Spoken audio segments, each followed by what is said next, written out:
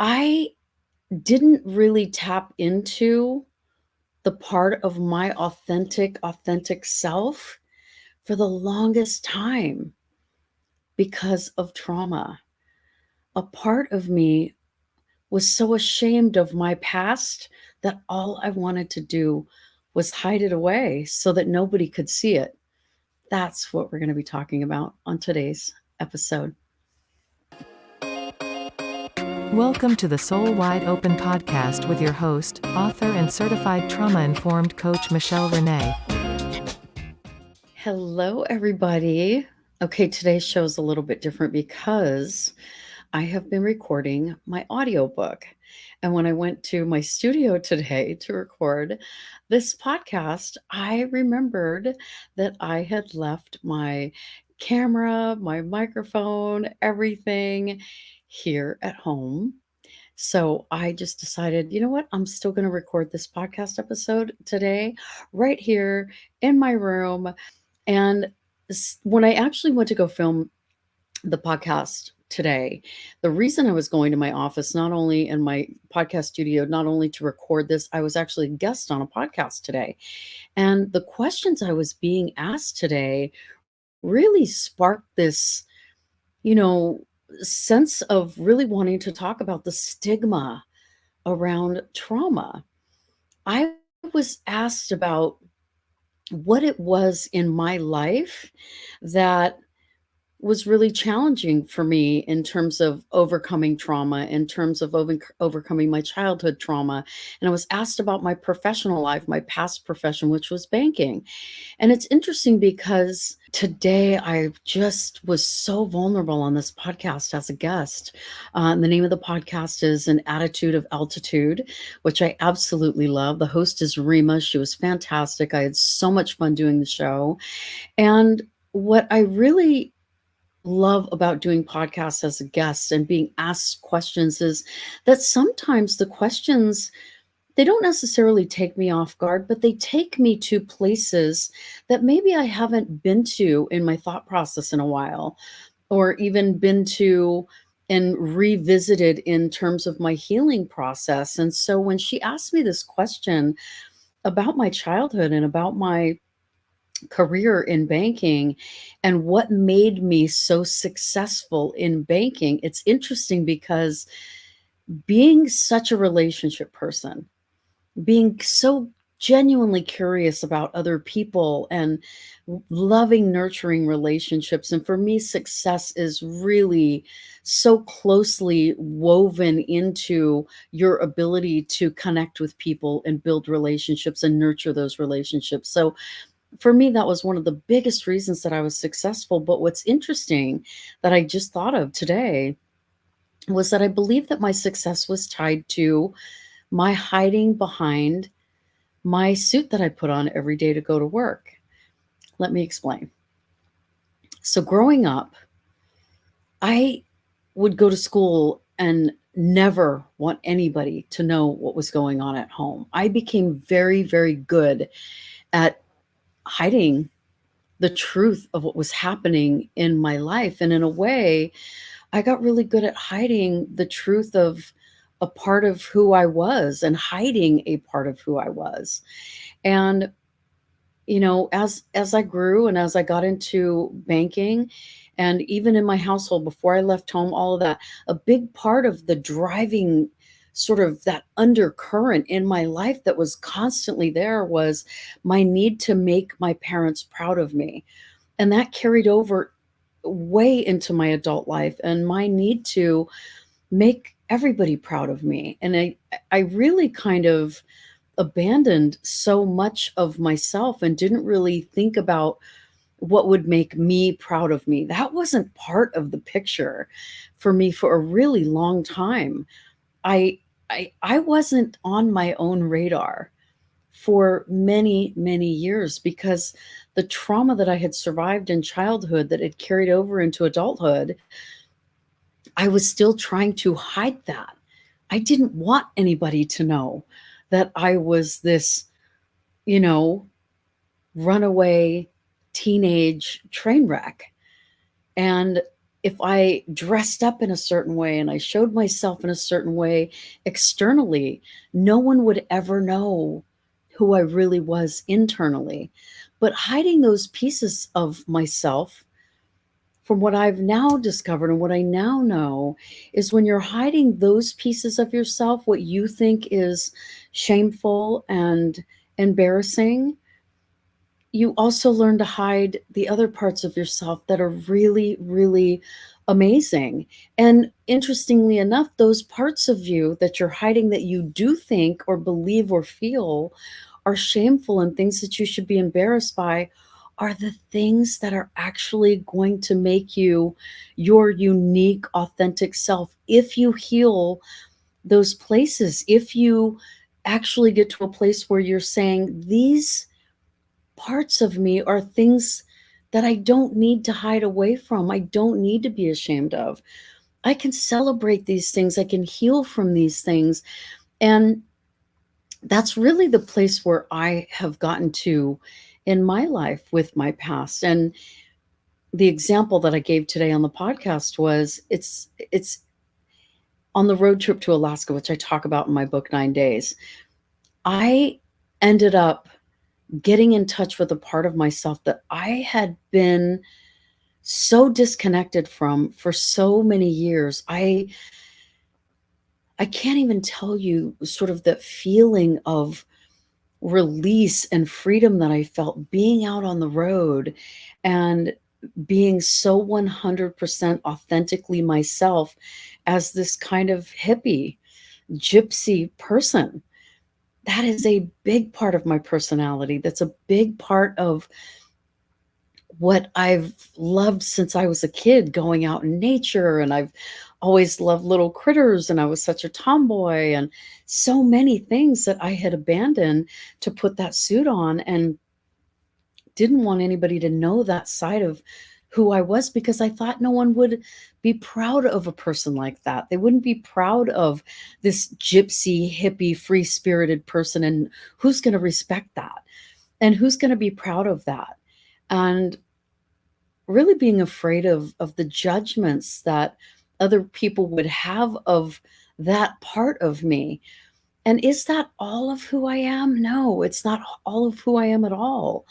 We are so multidimensional as human beings. We have so many different sides of to who we are. And I don't mean that by like we have all these different multi-personality disorder, symbol kind of a thing. That's not what I'm talking about. What I'm talking about is sometimes I really like to be quiet at home and just watch a movie by myself or watch a documentary in the quiet and light candles. And other times I want to be at a 3-day music festival by myself, like I just was this past weekend, having an absolute blast, meeting so many amazing people. And sometimes I am this driven businesswoman with a vision and so much passion for my message and what I do, and the healing community and the healing message, and sharing this entire journey in hopes of really helping other people is the only goal for me. But sometimes I am on the road alone and I'm a complete gypsy and I'm a total hippie and I just want to be, barefoot, on the beach or in a field or at a festival or something. And those are all parts of who I am, what make me me. And for a long time, I completely abandoned huge parts of myself because I was so embarrassed and in fear that I would be judged and that no one would be proud of me.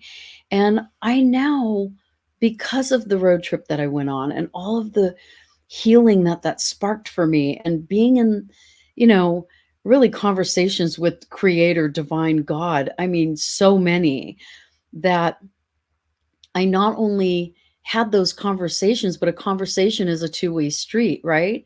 I was talking to divine creator God, and when you're doing that, you also have to understand the importance of listening. You have to listen. It is a conversation. It is two people talking, or two souls talking, or two energies talking, or however you want to phrase that. And I took a lot of time on that road trip to really just listen. And that old part of myself that I had abandoned, that I was ashamed of, really began to emerge on that road trip, to the point where at one point I went to this lake, and I had met this couple, and they were like, "Oh, have you ever been to this certain place?" And I was like, "No, it's a little off the beaten path from where I'm going." And they're like, "You can't miss it. You have to go check it out." So I did. And I made this pit stop, and I ended up going down this little path that led to this body of water, and there was no one there. It was completely void of people. And I looked around, and just that gypsy, free-spirited part of me just broke free in that moment. And next thing I knew, I was just completely buck naked, skinny dipping in this lake, just feeling like this was this baptism of some sort, of me just having that moment where I finally gave myself permission to love all of me, and to love all parts of me, and to say, I am not going to allow the stigma of my trauma, and the conditioning of my trauma, and the behaviors that I adopted because of my childhood trauma, and because of the violent crime that I survived, the kidnapping and hostage situation. I am not going to allow that to hold me hostage anymore, to force me into hiding in any way anymore. I am going to embrace and in love all parts of myself. And that moment was just so, I mean, it was just such a freeing moment, almost like I could feel the chains just dropping off of me to the ground as I just ran into the water. It was just magical. And so since then, it has been really me being in this very intentional, constant state of really wanting to understand myself and who I am, and this very state of curiosity about myself. I'm already very curious about the world and people and places and things. But what about being very curious about ourselves and who we are and what makes us tick, and getting to a place where we are no longer embarrassed about our trauma, and we no longer allow the stigma surrounding people that have been violently abused and treated in a certain way, or have grown up in a certain way, to allow any of those labels to apply to me. Like, that's a choice for me to make. If I choose for the label of victim to be attached to me, then that's what I'm going to be, and that's what other people are going to see, and that's probably how I'm going to go about my life and maneuver my way through life. If I choose that I am less than, if I choose that label, if I adopt that label and that language, that is exactly what I am going to be in this life. Or we can say, I'm not going to attach that label to this. Yes, I grew up in a violent atmosphere, but that's not all of who I am. And I'm actually really proud of, and I really love that little girl who survived all of that. She is a rock star. She is tenacious, and I can learn so much from her. And I learned so much from her just going into that lake and skinny dipping in that lake, because she was the fearless girl that got dared to skinny dip in a friend's backyard pool one day. And I was like, I'm going for it.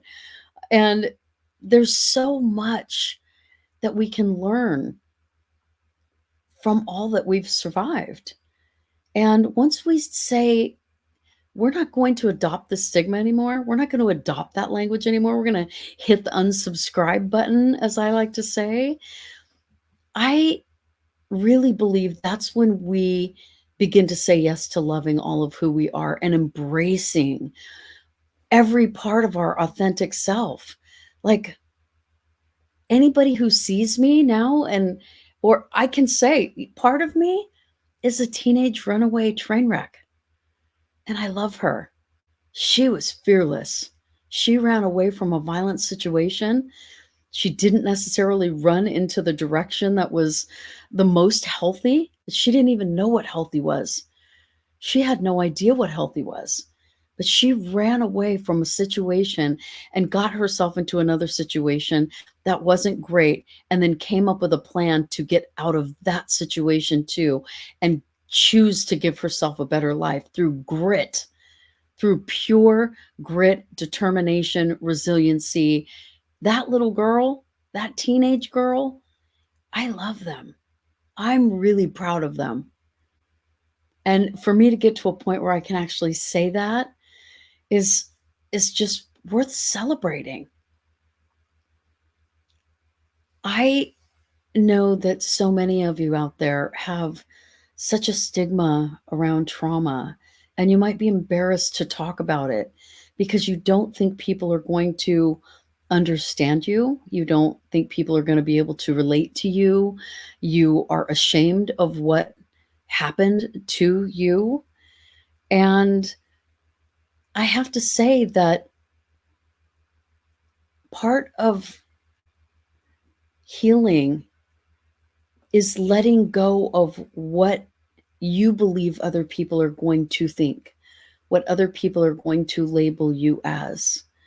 What matters is, how do you label you? How do you talk to yourself about you? How do you talk to that wounded inner child? How do you talk to the teenage runaway train wreck? Do you even talk to her at all? Do you acknowledge her?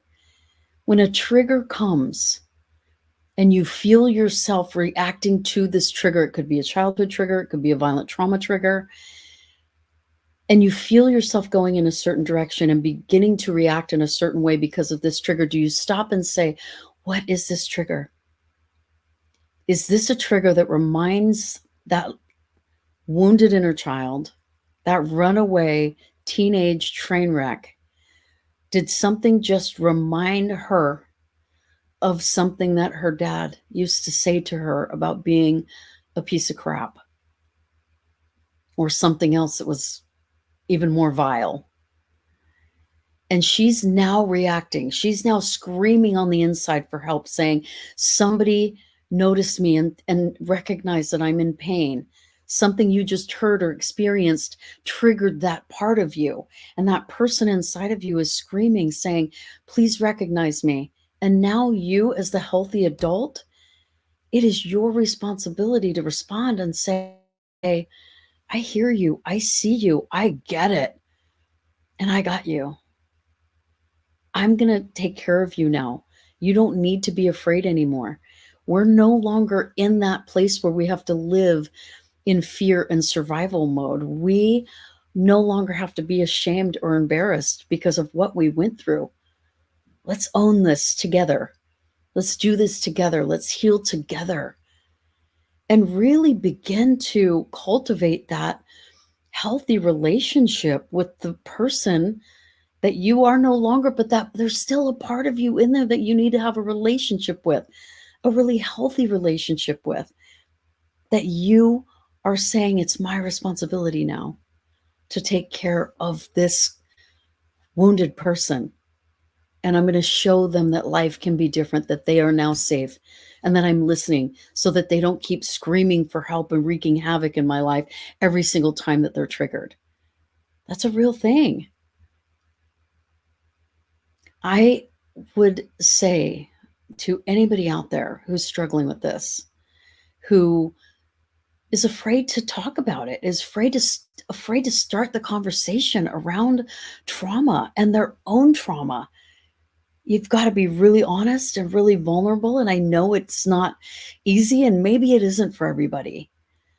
But for me, it has been one of the most transformative aspects of my healing, is talking about my trauma and being really honest, not only with myself, but with everybody else, without any attachment whatsoever to what they're going to think, what they're going to label me, how they're going to feel, how they're going to see me, what parts of me they're going to like about me, what they don't like about me. That doesn't matter to me. I like who I am. Some people not like that gypsy hippie about me. I do not care. That is not my responsibility whether or not they like certain aspects of who I am or not. What matters, do I like that part of me? If I don't like certain parts of me, those are the parts of me that I need to continue to work on and continue to heal and transform and evolve, because I want to like all parts of me. Even the parts that get frustrated and angry and all that. I still have that. The people pleaser side of me that I just had to deal with a couple of weeks ago that I just did an episode on. You know, that part of me, do I love that part of me? Yes. Why? Because I learned so much from every part of who I am. And talking about those parts of who you are to somebody you're close to, start small. I want to encourage everybody this week to find one person that you can talk to about your trauma in a very real, authentic way. And that part of you that you have been so embarrassed to share, that part of you that you thought nobody would like or nobody would be proud of because of trauma. I want to encourage you all this week to just find one person. It could be a therapist, it could be a family member, it could be a friend, somebody that you can share one small piece of who you are that you haven't shared before because you've been paralyzed by fear, that part of you that's been afraid or embarrassed, that has been holding you hostage and keeping you from living your truly 100% authentic life and being able to evolve into somebody that you're proud of every part of you. I really hope that this has been a helpful episode for you. It was really helpful for me to be asked the questions that I was asked on the podcast today that really triggered this episode and got me thinking about the parts of myself that I used to be really ashamed of, and how I used to hide behind my career, how I used to hide behind being a workaholic. And we hide behind so many things, whether it's drugs or sex or alcohol or workaholicism, or we hide behind just being a mom. My only role in life is mom, mom, mom. No one else is going to see anything about me but mom, mom, mom. There's so many ways we hide from those parts of ourselves that we need to set free and we need to embrace and we need to love about ourselves. And so I encourage you to do that this week and make that a big part of your healing and a big part of your life. I would love to hear from you on social media. Just come on over to Instagram. Tell me how you're liking the show. Tell me how you are beginning to emerge from those places that you've been hiding for so long, and the parts of you that you're really beginning to embrace and really love about yourself. So I hope you continue to listen. I hope you learn so much from the show. Like it, love it, share it, all that good stuff. Keep healing and keep living with your soul wide open. I'll see you on the next one.